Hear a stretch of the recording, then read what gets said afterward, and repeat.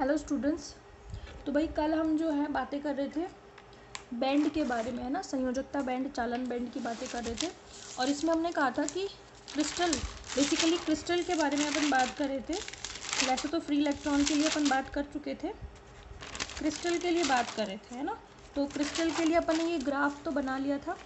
उसके बाद अपन ने डिस्पर्शन रिलेशन जो लिखा था वो इक्वेशन 6 में लिख दिया था। इसमें ई एन वगैरह किसको इंडिकेट कर रहा है वो बता दिया था। फिर एस बैंड और पी बैंड के लिए सेपरेटली जब हमने लिखा था, तो अगर नॉर्मली एस इलेक्ट्रॉन है तो उसका एक्सचेंज इंटीग्रल लेस देन 0 होगा, पी है तो उसका ग्रेटर देन 0 होगा। ठीक है, थोड़ा क्वालिटेटिवली पढ़ना है अपन को, क्योंकि ज़्यादा डेरिवेशन तो इसका आपने है नहीं कि ये इक्वेशन बेसिकली कहाँ से आई, लेकिन थोड़ा बहुत आइडिया मैं आपको दे रही हूँ ताकि अपन कर सकते हैं इसको, है ना। हर चीज़ नहीं है, देखो अब आपके हर चीज़ का डेरिवेशन नहीं आएगा इसमें, तो अपन को जिन चीज़ों का डेरिवेशन नहीं है उनको अपन को थोड़ा सा उनकी इक्वेशन को ध्यान रखना पड़ेगा। ठीक है, तो ये हमने बस आपको ये इक्वेशन ध्यान रखनी है। उसके बाद जब अपन ने एस बैंड के लिए लिखा है ना, तो इस इक्वेशन को जब आप एस बैंड के लिए लिखा है तो यहाँ पे ई एस और ई एन एस लिखेंगे। उसको अपन ने ई एस डैश लिख दिया था, फिर इसको ई पी डैश लिख दिया था। ये करके फिर मैंने ये डायग्राम बनाया था आपके लिए। इस डायग्राम में क्या था कि ये डायग्राम अपन ने क्रिस्टल के लिए बनाया है कि क्रिस्टल में अगर कोई बाउंडेड इलेक्ट्रॉन है तो वो किस तरीके से संयोजकता बैंड और चालन बैंड यानी कि कंडक्शन बैंड और वैलेंस बैंड बनाते हैं। तो हमने देखा था कि के बराबर 0 है तो ये मिलता है, मैक्सिमम है तो इस तरीके मिलता है, और ये इस तरीके से। बैंड क्या होता है actually, this is the band. Actually होते क्या है कि बहुत सारे, मतलब अगर एक एनर्जी लेवल बहुत सारे एनर्जी लेवल्स में स्प्लिट हो जाता है तो वो क्या करते हैं, सारी की सारी एनर्जी लाइंस एक के ऊपर एक ऐसे कंबाइन हो जाती हैं और एक ग्रुप बना लेती हैं। तो ग्रुप ऑफ एनर्जी लाइंस जो होती है ना, वही बैंड कहलाती है। ठीक है ना। तो संयोजकता बैंड की एनर्जी कम होती है, चालन बैंड की ज़्यादा होती है। ठीक है। अच्छा, मैं आपसे ये कह रही थी कि मैं आपको ये बताऊंगी कि 4AS और ये 4AP कैसे आया था। ठीक है, देखें तो ज़रा। मैंने आपसे ये कहा था कि जब मैं बात कर रही हूँ किसकी, एस बैंड की। एस बैंड बोले तो कौन सा बैंड, संयोजकता बैंड। ठीक है ना। एस बैंड ही जो है वही वैलेंस बैंड है, और जो पी बैंड है वही आपका चालन बैंड है। तो इसको अपन जो कंडक्शन बैंड है उसको अपन एस बैंड भी, सॉरी पी बैंड भी बोलते हैं। कंडक्शन वाले को पी बैंड भी बोलते हैं और संयोजकता वाले को अपन एस बैंड भी बोलते हैं, और इंग्लिश में इस बैंड को बोलते हैं वैलेंस बैंड। तो संयोजकता से एस ना लगाएं, ये एस तो वो एस पी डी एफ वाले कक्षक हैं, ये तो वो वाले कक्षक हैं। ठीक है ना। अब ये देखें कि ये कैसे आया। बैंड की जो चौड़ाई है, सॉरी ऊंचाई है बैंड की, तो यहाँ पे जैसे एस बैंड की हाइट जो मैंने कहा है वो कहा है कि 4AS आएगी, और जो पी बैंड है उसकी मैंने हाइट कितनी बताई है आपको, 4AP बताई है। तो ये कैसे आई, ये आई आपकी इक्वेशन नंबर 7 से, इक्वेशन 7 से। तो मैं यहाँ पे लिख रही हूँ बाय इक्वेशन 7, जो कि किसके लिए थी, एस बैंड के लिए। पहले मैं इक्वेशन लिख रही हूँ, क्या है, e s k is equals to e s dash minus 2AS cos k a. ठीक है, ध्यान से देख लेना, बुक में नहीं है ये। अब देखो एस बैंड में, एस बैंड मिनिमम कहाँ है, के बराबर 0 पर। ठीक है ना।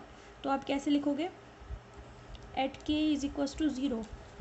के बराबर 0 पर आपको क्या मिलेगा, है भाई, के बराबर 0 जब आप रखोगे तो कितना मिलेगा, ई एस, इसको मैं ई एस मिनिमम कह दूँ, कितना मिलेगा, ई एस डैश माइनस का 2AS, सिर्फ इतना ही मिलेगा, क्योंकि कॉस 0 की वैल्यू तो क्या बन गई, 1 बन गई, और के बराबर 0 पर ही मिल रहा है मिनिमम। ठीक है। फिर आपको ई एस मैक्सिमम कितना मिलेगा, ई एस मैक्सिमम मिलेगा आपका at k is equal to plus minus pi by a. अब चाहे वो आप प्लस पाई बाई ए ले लो या माइनस पाई बाई ए ले लो, क्योंकि कॉस में तो कोई फ़र्क नहीं पड़ता ना प्लस या माइनस से। तो कितना आएगा, इसी इक्वेशन में रख दो पाई बाई ए, तो कितना आएगा, माइनस का 2AS, और कॉस पाई बाई ए से ए कट जाएगा, कॉस पाई की वैल्यू कितनी होती है, -1 होती है, तो ये बन जाएगा प्लस। ठीक है। तो अपन ऐसे ही इनको डाल देते हैं इक्वेशन, इसको ऐसे करके फर्स्ट डाल देती हूँ और इसको इक्वेशन को, मुझे क्या चाहिए, बैंड की चौड़ाई, मतलब ये बैंड कितना चौड़ा मिलेगा, या हाइट कह लो। अगर अपन ऊपर जा रहे हैं तो अपन कह देंगे कि बैंड की हाइट कितनी मिलेगी। तो आप क्या कहोगे, आप ऐसे कहोगे, therefore band height for S band, S band बोले तो वैलेंस बैंड या संयोजकता बैंड कह दो। ठीक है भाई, कैसे निकालोगे, इसमें से इसको घटा दो, कैसे निकलेगा, डेल्टा ई कह दें अपन उसको, तो वो कैसे निकलेगा, maximum E S maximum minus E S minimum, तभी तो हाइट निकलेगी। तो हाइट कैसे निकालोगी, इक्वेशन सेकंड में से इसको घटा दो, प्लस वाले को सेकंड में से फर्स्ट को, तो कितना आएगा, ई s dash plus 2as minus ई एस डैश प्लस 2as। ठीक है, तो कितना आया फिर आपके पास, यही तो आया 4as, तो यही तो लिखा है मैंने यहाँ पे 4as।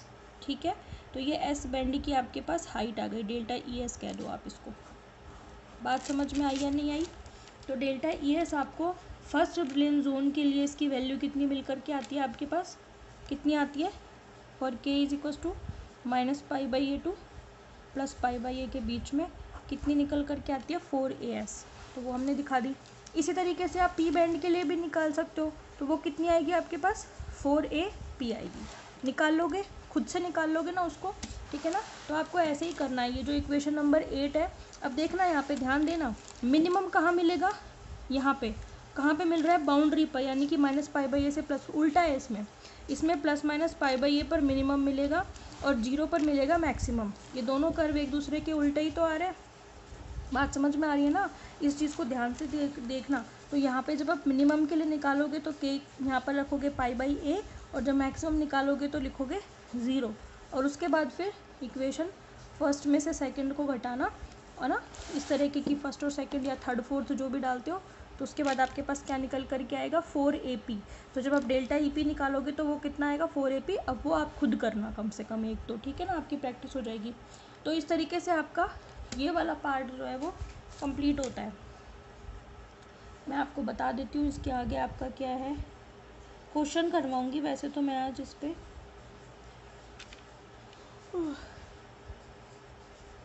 तो आपका ना ये सेक्शन कंप्लीट हो गया है,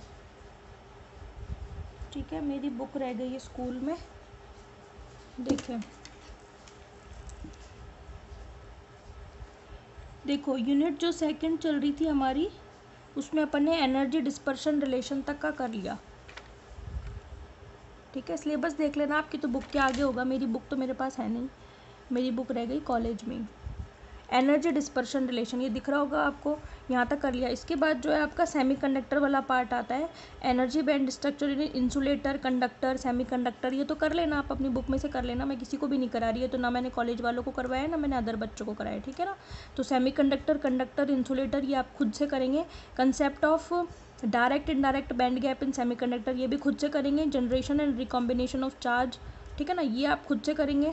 हॉल इफेक्ट मैं करा रही हूँ उसमें, हॉल इफेक्ट इंपॉर्टेंट है केवल, तो मैं यूनिट सेकंड में जो बी सेक्शन है उसका मैं सिर्फ हॉल इफेक्ट कराऊंगी क्योंकि इंपॉर्टेंट है और ये पेपर में आता है हॉल इफेक्ट, ठीक है ना। उसके बाद थर्ड और फोर्थ यूनिट आपकी पूरी नहीं है तो वो मैं पूरी कराऊंगी, ठीक है। तो इसमें केवल वही पार्ट आप लोगों के लिए छोड़ा है जो आप खुद से कर सकते हो, ठीक है ना। ऐसी कोई चीज़ मैंने नहीं छोड़ी है जो आप कर नहीं सकते। तो सेमीकंडक्टर वाली चीज़ें आपने 12th क्लास में खूब पढ़ी हैं, इसलिए मैं वो आपको छोड़ रही हूँ, क्योंकि कुछ चीज़ें छोड़ना भी ज़रूरी है, क्योंकि सेल्फ स्टडी बहुत ही इंपॉर्टेंट है, ठीक है ना। और सेल्फ स्टडी के लिए वही चीज़ें दे रही हूँ जो आप कर सकते हो, ठीक है। अभी कुछ क्वेश्चन देखो आप, जो न्यूमेरिकल आपके बैंड विड्थ के ऊपर आ सकते हैं, वो मैं करवा रही हूँ आपको। जैसे देखो एक सिंपल सा क्वेश्चन ले लेते हैं अपन पहले इफेक्टिव मास के ऊपर। इफेक्टिव मास में अपन ने थ्योरेटिकली पढ़ा था, कोई क्वेश्चन नहीं किया, जबकि इसके ऊपर क्वेश्चन भी आता है। क्वेश्चन है कि किसी बैंड में इलेक्ट्रॉन की ऊर्जा इतनी दे रखी है। मैं क्वेश्चन लिख देती हूँ, the energy of electron in a band is given by E is equals to, ये आपको दे रखी है capital A plus BK plus CK square, ठीक है ना। तो आपको फाइंड करना है, find out the effective mass, यानी कि प्रभावी द्रव्यमान ज्ञात कीजिए जबकि किसी बैंड में इलेक्ट्रॉन की ऊर्जा के लिए समीकरण दे रखी है। बहुत ही सिंपल क्वेश्चन है, ठीक है। आपको देखने में ऐसा लग रहा होगा क्योंकि हम ये जानते हैं ना what is effective mass. Effective mass का आपके पास फॉर्मूला आपको पता होना चाहिए, m star is equal to क्या होता है, h कट स्क्वायर अपॉन में d2e by d k square, ठीक है। अब h कट स्क्वायर तो कांस्टेंट है, e जो है, अब ये e और k में रिलेशन है, तो एक्चुअली ये आपको डिस्पर्शन रिलेशन दे रखा है। मतलब कोई भी एक x y z dispersion relation दे रखा है। डिस्पर्शन क्यों बोल रही हूँ, क्योंकि ई और के में रिलेशन है। तो जो भी इक्वेशन आपको ई और के में दे रखी है तो आप उसका सीधा सीधा 2 बार डिफ्रेंशिएशन कर दो, तो आपके पास d two E by d k square आ जाएगा, डिवाइड कर दो एम स्टार आ जाएगा। ठीक है ना, फटाफट देख लेते हैं। D two E by d k square कितना आ जाएगा, इसको एक बार डिफ्रेंशिएट करोगे तो कितना आएगा, ए तो 0 हो गया, बी प्लस 2c के आएगा एक बार करोगे तो, एक बार करोगे तो कितना आएगा, b प्लस 2c के, फिर एक बार और करोगे तो कितना आएगा, आपके पास सिर्फ 2c बचेगा। कितना बचेगा, एक बार और करोगे तो इसी का जब आप 2 बार डिफरेंशिएशन करोगे तो कितना आएगा, आपके पास 2c आएगा। तो देयरफॉर m स्टार कितना निकल करके आ गया आपके पास, h cut square by 2c, यही आंसर है। समझ में आ गई। तो इस तरीके से आपको एक कोई भी एनर्जी के बीच में रिलेशन दे देंगे और आपको पूछ लेंगे कि बता दो भाई इसका एम स्टार कितना होगा, सिंपली। ठीक है ना, तो ये आपके पास एक इफेक्टिव मास का क्वेश्चन हो गया। अब मैं आपसे एक और क्वेश्चन पूछ रही हूँ, इसमें थोड़ा सा आपको दिमाग लगाना पड़ेगा। ठीक है, क्वेश्चन है कि किसी क्रिस्टल में एस बैंड में इलेक्ट्रॉन की ऊर्जा दे रखी है, आपको के किस मान के लिए इलेक्ट्रॉन का वेग, प्रभावी द्रव्यमान न्यूनतम और अधिकतम होगा ये बताना है, और एस बैंड की चौड़ाई भी बतानी है। क्वेश्चन लिख दूं मैं पहले। क्वेश्चन है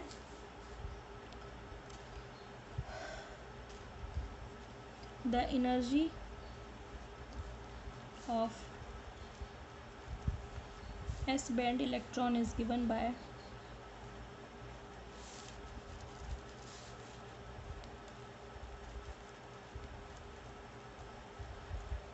ये आपको एनर्जी दे रखी है ई डैश माइनस 2a कॉस के, और ये किसी भी एस बैंड इलेक्ट्रॉन के लिए दे रखी है ना।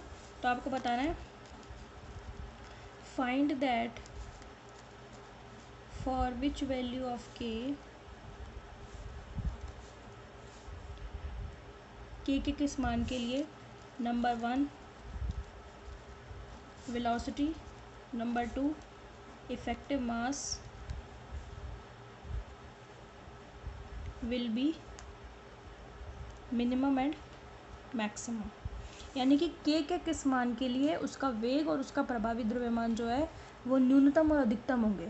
मतलब न्यूनतम के लिए के का क्या मान होगा, वेलोसिटी और इफेक्टिव मास के लिए, अधिकतम के लिए के का क्या मान होगा, वेलोसिटी और इफेक्टिव मास के लिए, और साथ ही एस बैंड की चौड़ाई भी ज्ञात करनी है। ऑल्सो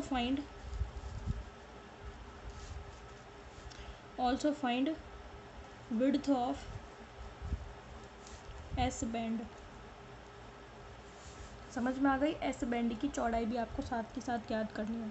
ठीक है ना, तो क्या करोगे इस क्वेश्चन में, सबसे पहले तो ई आपको गिवन है, ई dash minus 2a cos k ए, ये आपको दे रखा है।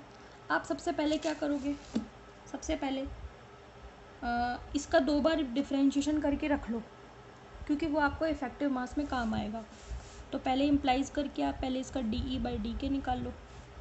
डी बाई डी के निकालोगे तो कितना आएगा, आपके पास आएगा 2a साइन के ए,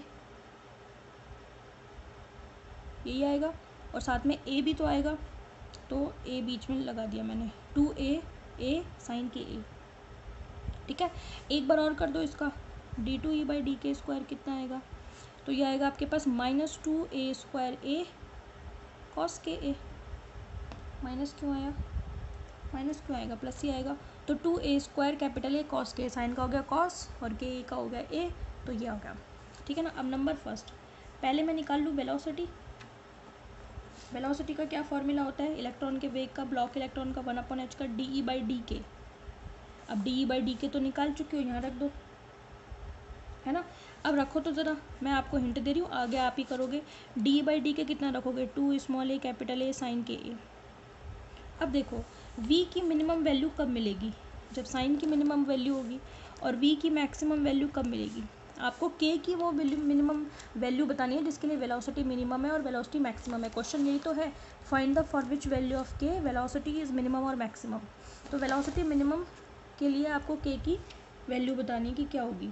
तो इलेक्ट्रॉन की वेलोसिटी मिनिमम होगी जब साइन के a की वैल्यू 0 होगी, है ना। तो v मिनिमम when sin के ए इज इक्वल्स टू 0। साइन की मिनिमम वैल्यू 0 ही तो होती है भाई, तो 0 का मतलब क्या है, साइन एन पाई। ऐसे भी तो लिख सकती हूँ मैं इसको, साइन एन पाई के बराबर। एन पाई मतलब के की वैल्यू कितनी आ गई, एन पाई बाई ए। अरे आई कि नहीं, अब एन की वैल्यू क्या हो सकती है, एन बराबर हो सकती है 0 +-1 +-2 डैश सो ऑन, है ना, समझ में आ गई। तो ये के की वो वैल्यू है एन पाई बाई ए में +-पाई बाई ए +-2 पाई बाई ए और 0, ये सारी वो वैल्यू है जिन पर वेलोसिटी की वैल्यू क्या होगी, मिनिमम होगी। अब आप निकालना कि वेलोसिटी की के किस मान के लिए वेलोसिटी की वैल्यू मैक्सिमम होगी। अब आपको उसके लिए क्या करना पड़ेगा, अब आप लगाना दिमाग ये तो, ठीक है, कि वेलोसिटी की वैल्यू कब मैक्सिमम होगी ये आपको निकालना है, ठीक है ना। ध्यान देना, कोई भी चीज़ तब मैक्सिमम होगी जब उसका फर्स्ट डिफरेंशिएशन क्या करोगे आप, 0, और उससे फाइंड आउट करना। मैंने आपको हिंट भी दे दी। इसके बाद फिर आप किसके लिए करना, इसी तरीके से इफेक्टिव मास के लिए करना। और फिर मैं कल इस क्वेश्चन को फटाफट आके सॉल्व कर दूँगी, ठीक है ना। लेकिन आपको पहले खुद से कोशिश करनी है और आंसर मिलाना है, ठीक है ना। बाकी तो मर्जी आपकी, टीपना तो टीप लेना। Find width of S band, width कैसे निकालनी है आपको, ये भी मैं आपको नेक्स्ट वीडियो में बताऊंगी, ठीक है। इसको इतना करना, आप ये दोनों काम निकाल करके रखना, इफेक्टिव मास मिनिमम मैक्सिमम कब होगा, और वेलोसिटी मिनिमम बता दिया, वेलोसिटी मैक्सिमम आप लोग करना, ठीक है। चलें, थैंक यू।